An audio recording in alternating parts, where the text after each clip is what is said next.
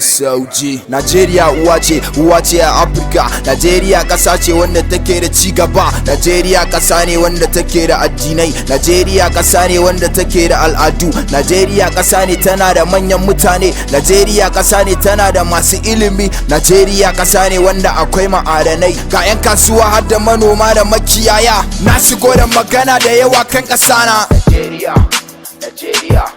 Ina bukatar hankalinku ku ji magana na Najeriya ƙasa na ne kuma ƙasar kakana.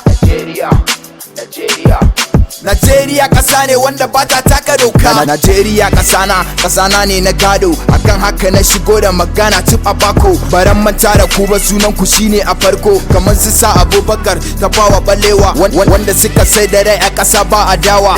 Kowa nasu ne mai kuɗi har da talakawa. Na hada da su Sheikh Usman Dan Fodiyo, sun koyar da mu ilimi har muka yi wayo. Ya kamata 'yan Najeriya mu gode Allah, in ba haka ba wallahi da mu sha wahala.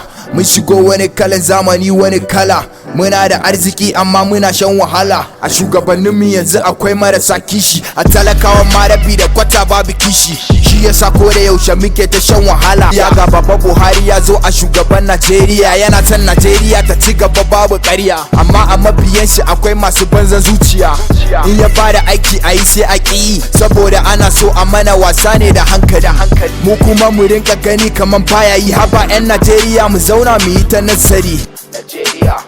Najeriya ƙasa na ne kuma ƙasar kakana. Najeriya ƙasa ne kuma tana da albarka. Najeriya ƙasa ne wanda ba ta taka doka. Ina da magana da danyi akan 'yan Najeriya. Akwai abin da muke yi, muna ta shuka kuskure. Mu ne zanga-zanga, mu ne rikicin kabila. Mu ne rikici da manoma da makiyaya. Talaka baya taɓa son zama lafiya, burin shi a bashi kuɗi ya je ya kona dukiya. Zanga-zanga baya kawo ci gaba a ƙasa, sai dai ya kawo baraka da asarar dukiya. Faɗan kabila da kabila baya haifar da komai, sai dai ƙasar mu ta koma da ci baya. In har ƙarya nake sai ku duba Siriya da Libya. A zanga-zanga to me suka samu?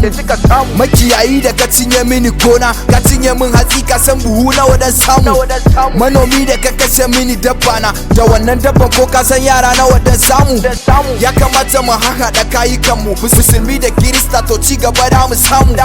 Ya kamata mu daina tara fitina, dan in muka tara fitinan iyakan mu dai kare. Da fitina ake ta jan hankalin mu, ana kwashe mana dukiya ba a mana aiki. Mutane na me kuke so a ƙasar nan? Mutane na me kuke so a daina shi? 'Yan Najeriya me kuke so a zama? Tsintsiya daya.